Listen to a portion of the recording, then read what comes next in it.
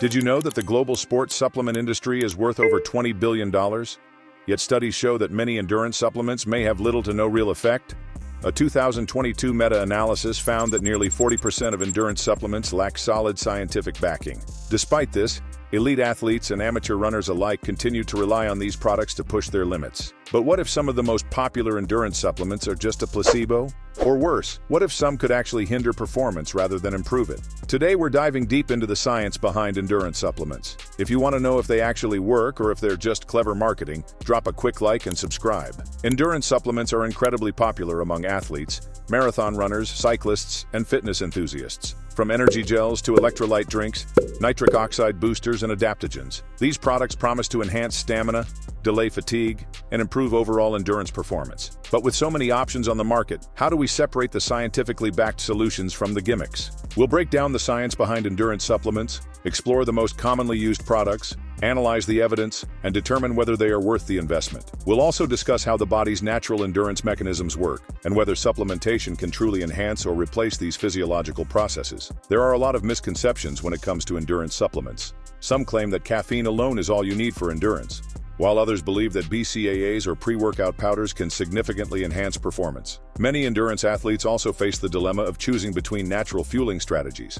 such as whole foods, and synthetic supplements. The biggest challenges we will address today include: do endurance supplements actually improve stamina, or is it just a placebo effect? Are natural sources of nutrients just as effective as commercial supplements? Which supplements are backed by research and which are overhyped? How do these supplements compare to traditional nutrition strategies? Additionally, there's the question of long-term safety. Some endurance supplements may provide short-term gains, but could have negative effects on metabolism, hydration, or gut health when used chronically. Let's break down the most popular endurance supplements and analyze the research behind them. 1.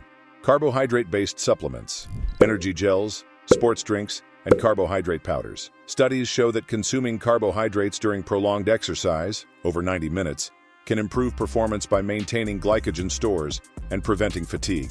A 2018 study in the Journal of Applied Physiology indicates that a mix of glucose and fructose is more effective than glucose alone in enhancing endurance. This is because fructose is absorbed via a different transporter, allowing for greater carbohydrate oxidation rates.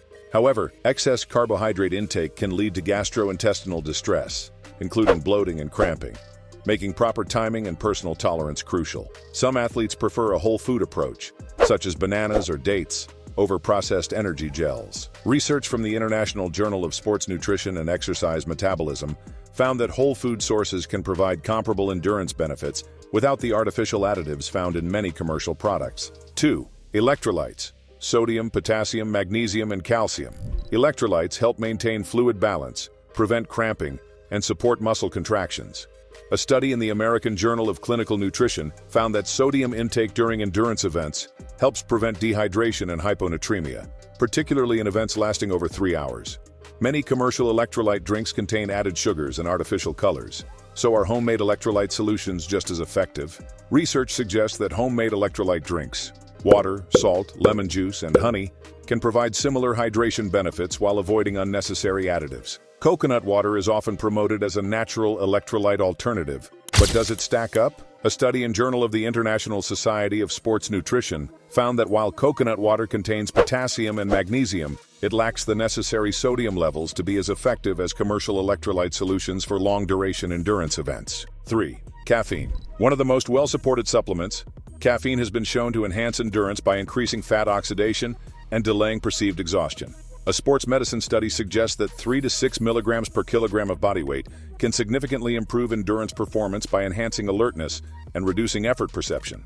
However, overconsumption can lead to jitters, increased heart rate, and digestive issues. Caffeine timing matters. Pre-race caffeine consumption is effective, but should you supplement mid-race? Research indicates that consuming caffeine later in a race can provide an additional boost, particularly in ultra-endurance events lasting over 4 hours. What's your go-to caffeine source? Are you team coffee or team pre-workout? 4. Nitrate. Beetroot juice and nitric oxide boosters. Rich in nitrates, beetroot juice has been linked to improved oxygen efficiency and endurance. A Journal of the Academy of Nutrition and Dietetics study found that nitrate supplementation can enhance endurance by 4 to 5% by increasing nitric oxide availability, leading to improved blood flow and reduced oxygen cost of exercise. Athletes who regularly consume nitrate-rich foods may already have optimized levels, reducing the benefit of supplementation.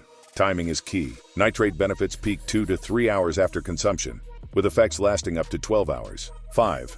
Branched-chain amino acids, BCAAs. While BCAAs are popular, evidence on their effectiveness for endurance athletes is mixed. Some studies suggest they may reduce muscle soreness, but others indicate they have minimal impact on endurance performance compared to carbohydrate intake. A Frontiers in Physiology study concluded that BCAAs might help with recovery but are not essential for endurance performance. Could complete protein sources like whey or plant-based blends be more effective than isolated BCAAs?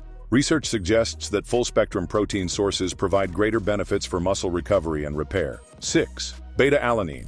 Beta-alanine is often included in pre-workout formulas and is known to reduce muscle acidity, potentially delaying fatigue. Research in the Journal of the International Society of Sports Nutrition found that beta-alanine supplementation improved endurance performance in high-intensity interval training, but had limited effects in long-duration endurance sports. The main side effect? The infamous tingling sensation known as paresthesia, which some athletes find uncomfortable. Before we move on to number 7, if you're still watching, it means you enjoy our content.